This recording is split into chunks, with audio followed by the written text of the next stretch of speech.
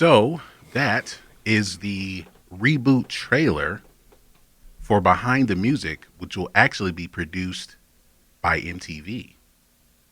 Previously, previously produced by VH1, or at least aired on VH1. So it will be on MTV this time and on Paramount Plus.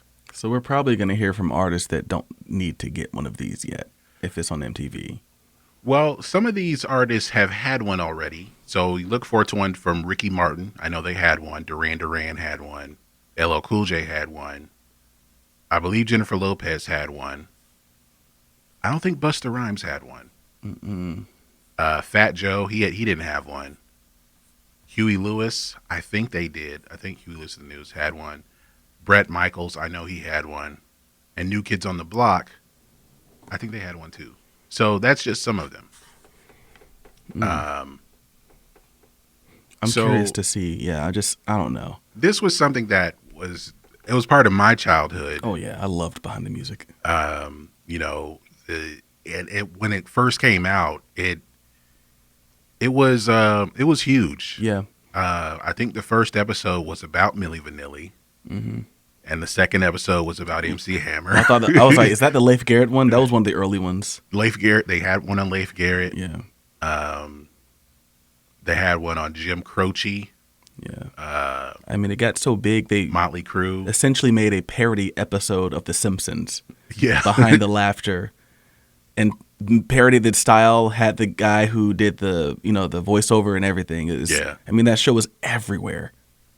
Yeah, this is, I don't know if people look at like wanting to know about artists' lives like that anymore, and like in that format at least. Well, I mean, because there were some things like we did the episode about Rebel Yell, and I watched Behind the Music about Billy Idol. There was a lot of stuff left out. Yeah, a lot. It was definitely sanitized because you probably had managers and whatnot, and probably artists themselves, and like, yeah, we don't want that in there. Like, don't talk about that. America's not ready for that. I mean, and it got a lot. I think by that time it was getting formulaic. That okay, here's this person. This is how they got famous, and then this tragedy happens. Mm-hmm. And the tragedy was right around the corner. The same point of the episode coming up next. The accident, the overdose, the divorce. And that's when I thought I'd never love again.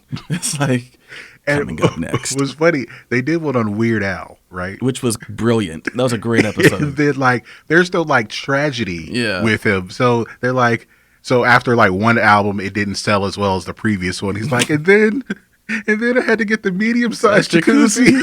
So that's why I love Weird Al. He just does not take himself too serious. He's brilliant. So yeah, I'm kind of looking forward to it. But I think, especially related to the topic we're going to discuss tonight, getting more in, you can't sum up these careers in 40 minutes. And so that's what makes me curious, because when Behind the Music was big, that was it in terms of music documentaries. Yeah. Like, you had limited access to them. You didn't have social media. We didn't have Wikipedia, so we couldn't just go read about them.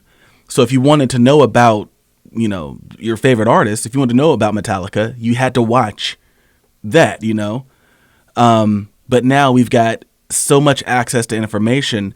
And on top of that, music documentaries in general are like, this is the heyday. Like, they're so well produced now because, and not to quote Bill Simmons, but like, one of the things he thinks that kind of helped it was the 30 for 30s. Like, you saw the high production value. You had actual, Peter Berg, I think, did one. Like, you've got real directors coming in and doing these, like real Hollywood directors.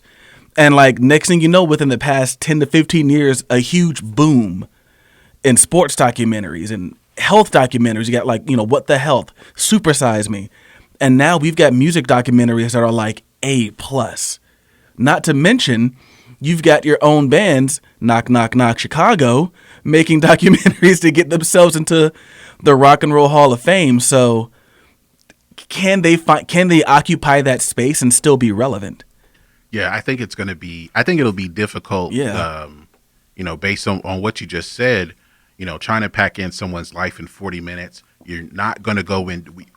If we look at it with 2021 eyes, Yeah. look at the old episodes, they, like I said, heavily sanitized. Yeah. A lot of stuff's left out, and it was very formulaic by the end of that initial run. And, you don't, you kind of look back and like, wow, we didn't really learn anything about you. But, with, like you said, with the documentaries that have come out, with people on social media, there's some things that, it'll have to be like in-depth, unknown things, and that's all you focus on for 40 minutes. Otherwise, we don't care. We know J-Lo started on In Living Color. Yeah. I'll be was in very Selena. curious to see, because to speak to the part about how you said it got formulaic, another thing that you started to notice is artists that had not been around for a while that were promoting an album would make one. Yeah. And by the end of it, to turn it into a feel-good story, and then they came out with Crush, produced by Max Martin, and Bon Jovi's doing just fine. Like, and then they're like, yeah, we got in the studio for the first time ever.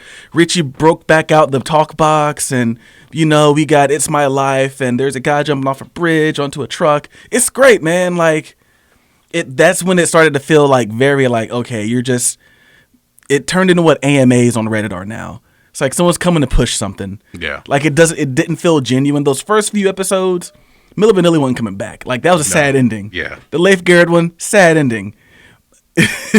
Metallica was not a sad ending.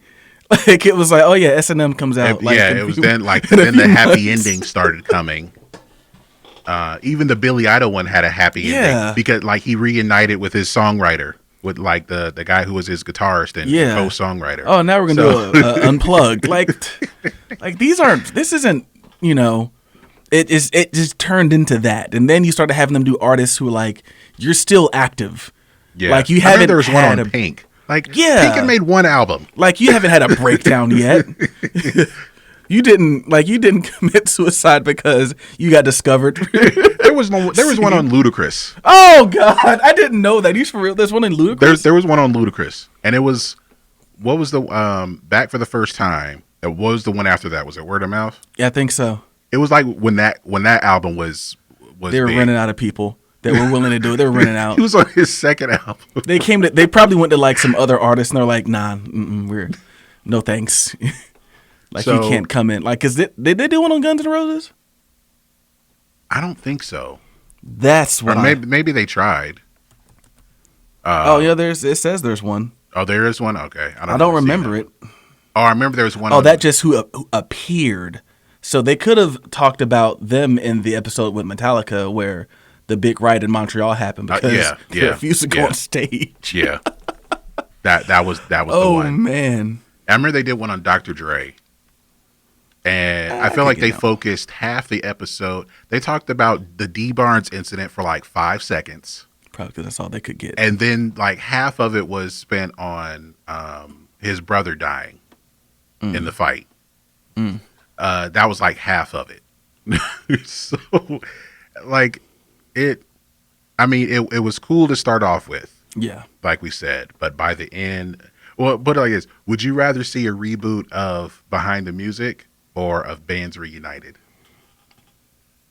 Yeah, Behind the Music, yeah. I don't know if I'll even watch this show. I'll give it a shot, but hell, compared to what we were about to talk about today, can you beat that? Like that's your standard. Like you've got to beat. I can't even say this is the best music documentary I've ever watched. But can VH1 or MTV beat that?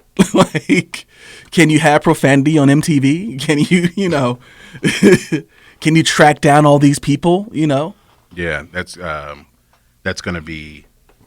They have a tall task, but apparently they've already shot these episodes, so they coming. We'll see.